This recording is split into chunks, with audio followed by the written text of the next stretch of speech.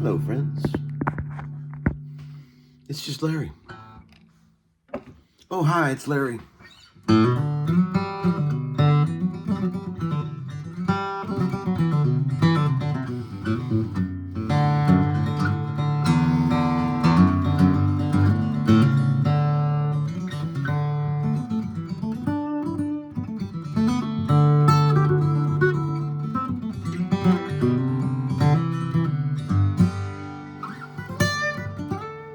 Remember how I talked about the phases of every real lifer guitar player's life, the journey? There's the phases that we all must go through.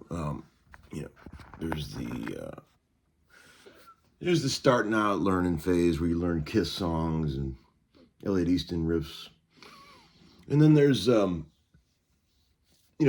first bands and cover band phase, and then after you get established, you as a lifer musician, you start getting into all the different areas.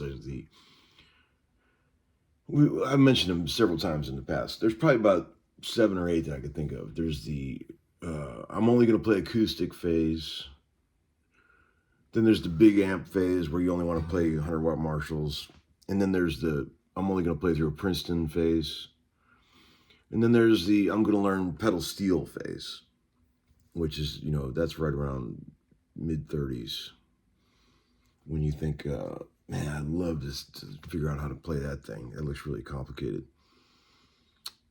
Then there's the I'm only going to play 60s pawn shop guitars phase, like Supros, Tyscos, Harmonies, Ks.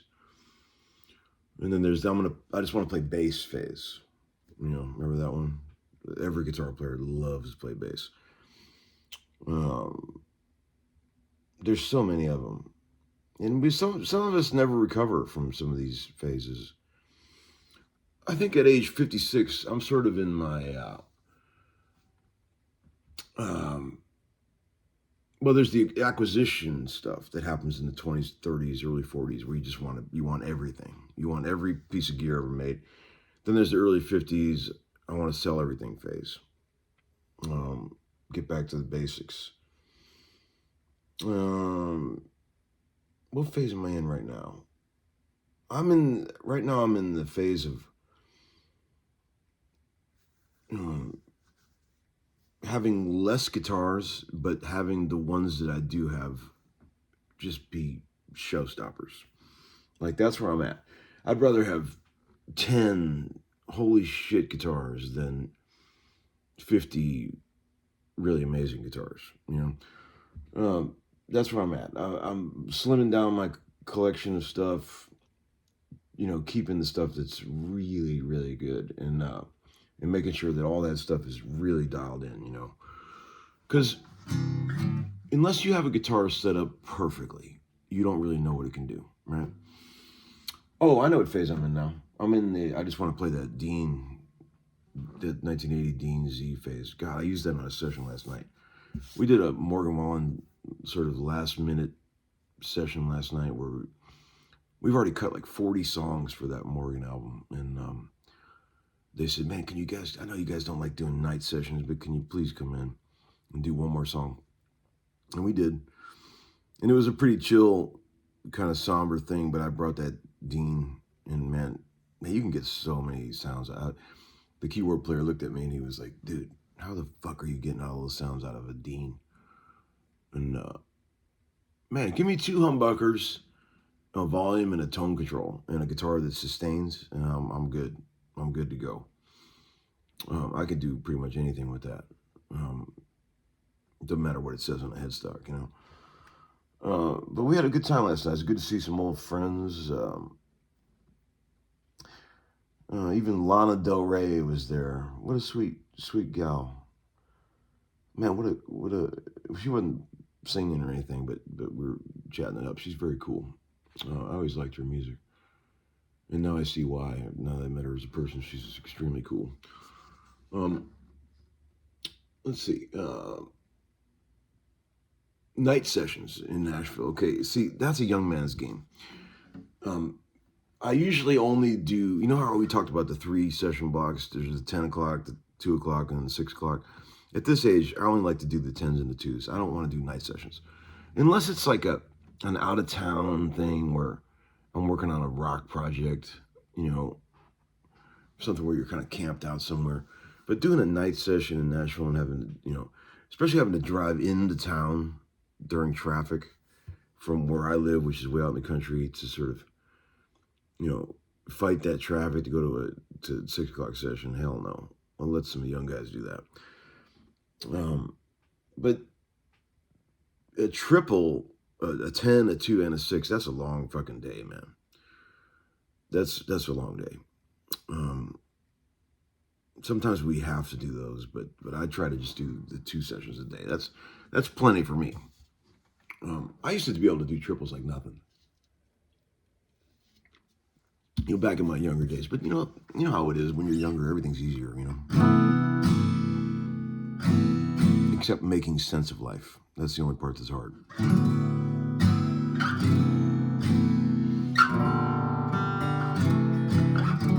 We're headed up to Chicago to play those Guthrie gigs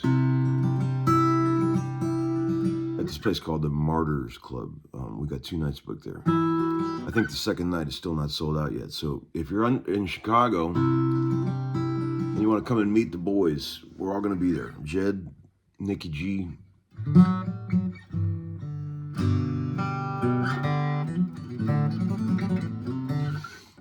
I just saw a video somebody sent me of this country band. There's a country band that's doing a cover of Stevie Wonder's "Isn't She Lovely," but they changed the words to "Isn't She Country." Oh man,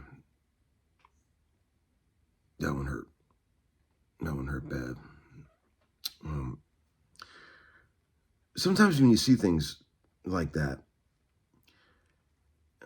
you have to think, well, somebody okayed that, right? Someone said, that's okay, yeah, go ahead and do that, guys. Yeah, no problem. We'll pay for that. Okay.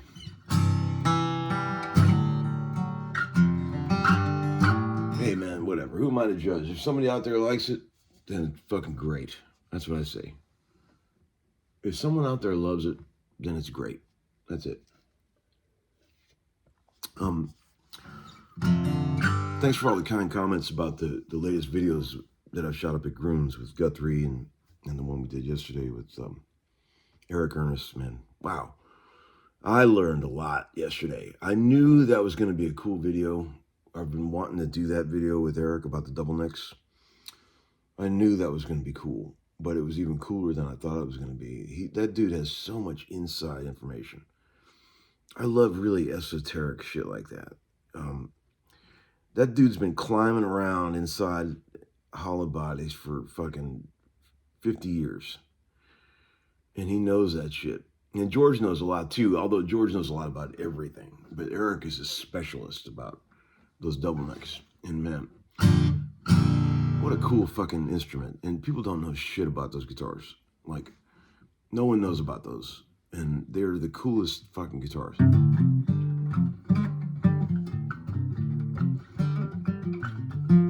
I might be the only guy in the world right now, well, hell, besides Eric, that has 3 double necks. Think about that. I've always been a double neck guy.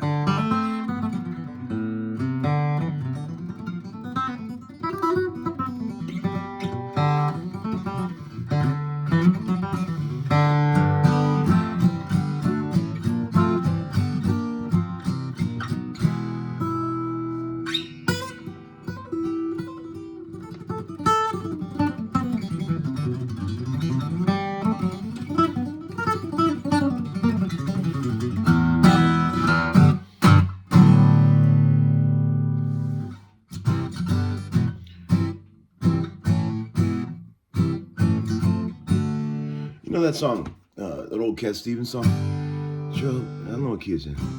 Let's see. Trouble? Let's sing. Trouble. I haven't heard it in a long time.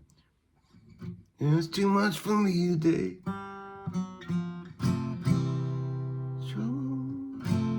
Trouble.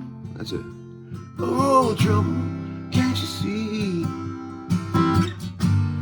Eating my heart away, and I haven't got a lot. He goes, oh. The mods from F to D by going, he goes, I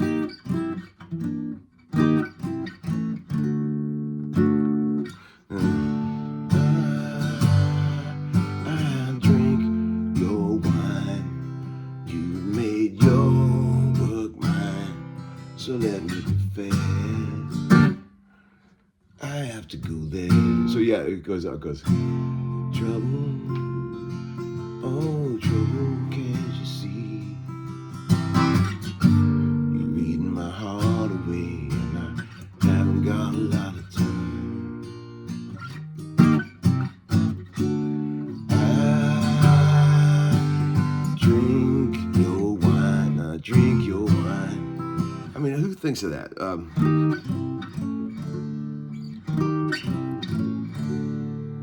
But he plays it like, music is so much better now.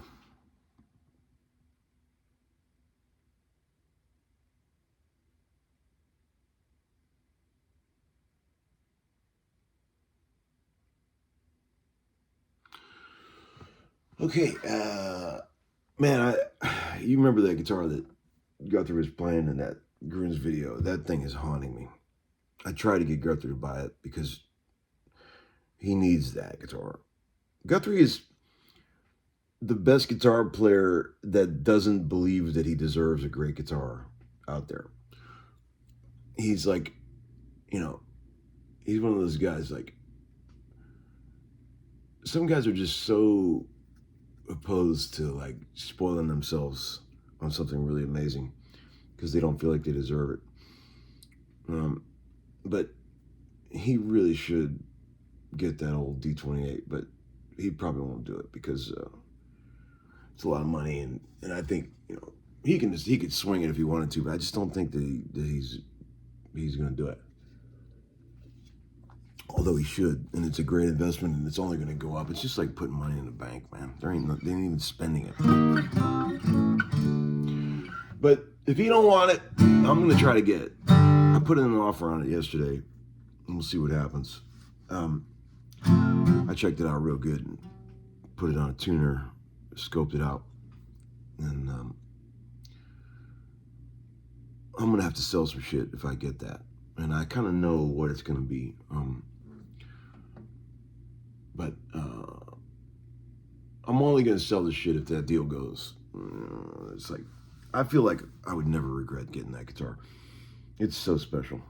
I was playing it for about an hour yesterday, and I was like, God damn, this thing has just got so much magic in it. So we'll see what happens.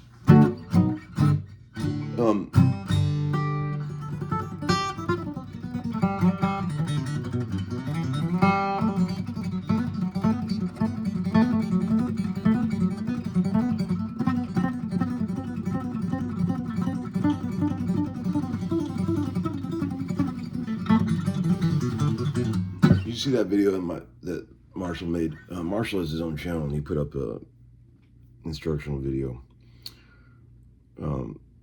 Man, that boy. I watched the video. I couldn't believe how much shit he already knows. It's amazing. I think his mother's gonna make him take it down, but as of right now, it's up. I'm so proud of that kid. My God, he's doing so good.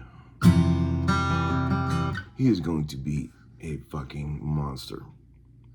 Like, I swear, in about 3 or 4 years, that boy's gonna be frightening. I already know it. And he's gonna be way better player than I ever was. I can already tell. He's got a more commercial kind of ear than I do. He's better at, see, I struggled for many years playing muso kind of stuff that was far off the beaten commercial path. I'm glad I learned all that stuff, you know, but he's got a real ear for like what is very catchy and hooky, you know.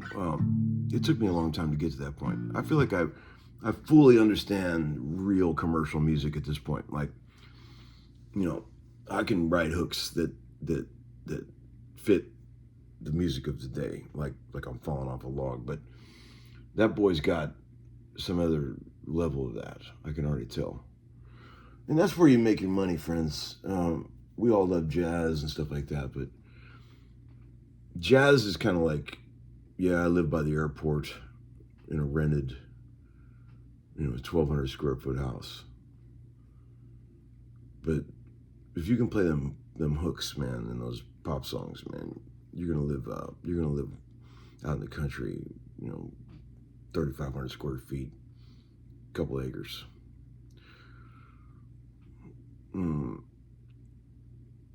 It's just the way it goes, man. I'm sorry. Some music just pays better than others. I know that's sort of sell-out thing to say, but let's be honest here, friends. Me and Brian Sutton always joke around about how little money there is in bluegrass. Bluegrass is like, the acoustic jazz, if you think about it.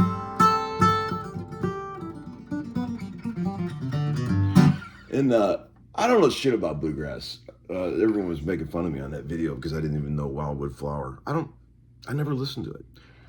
I love to learn from Brian and Guthrie. They teach me some bluegrass stuff. It's fascinating because, I'm like a child when it comes to that because, like, I'm still impressed by Uncle Pen. I think it's really cool. Yeah, guys, play Uncle Pen. I like that one. But that's like asking a guy who grew up playing rock to play Mustang Sally, It's just, they're all like burned out on that song, But I think Uncle Pen rocks pretty good. That's kind of where I'm at with bluegrass. I'll let you know if this deal goes through, and and we're gonna have a big blowout sale. But please don't send me any emails asking me what I'm selling. I'll tell you in a minute, okay? I'll tell you what it's gonna be. I'm too delicate at this point to handle a bunch of emails.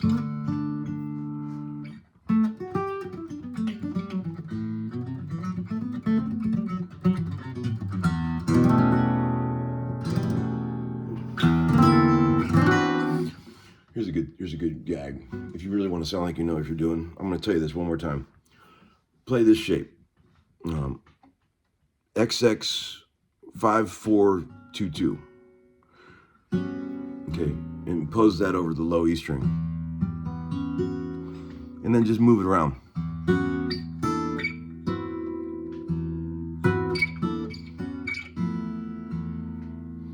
It was like, yeah, cat, you must live by the airport.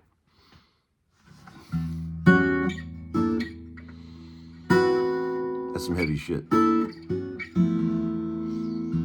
you can picture that, you can hear that ride cymbal that you can see the smoke in the air.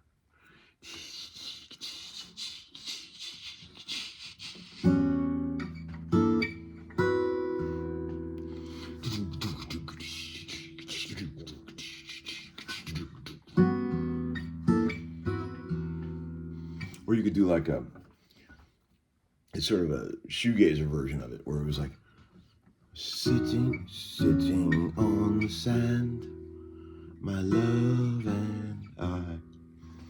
Something like that. You can make up lyrics to that.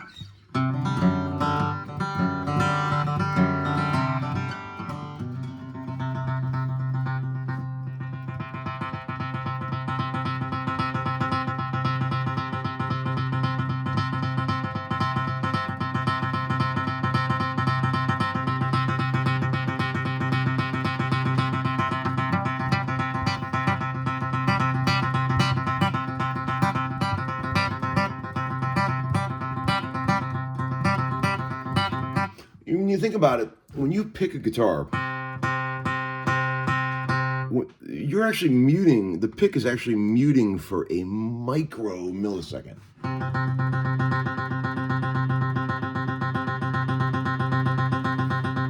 That's a cool effect. If you pick it just right, you get a millisecond of mute in between each note.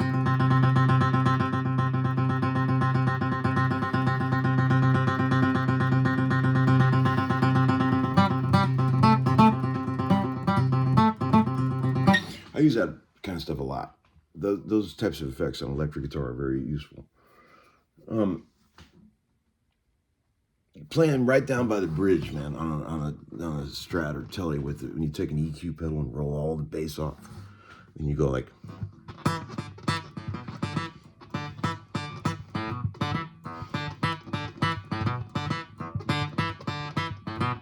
I think I might write a song with that lick. Okay, friends, have a great day. I'll see you later.